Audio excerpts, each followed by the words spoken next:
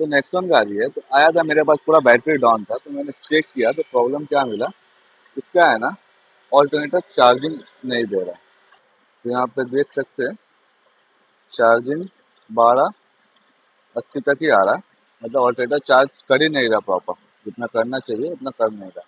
एक बार टर्मिनल खोल के देखेंगे, अगर पूरा डेड अल्टरनेटर रहेगा तो चार्जिंग ये भी है ना, अल्टरनेटर वायर निकालने से है ना गाड़ी बंद पड़ना चाहिए।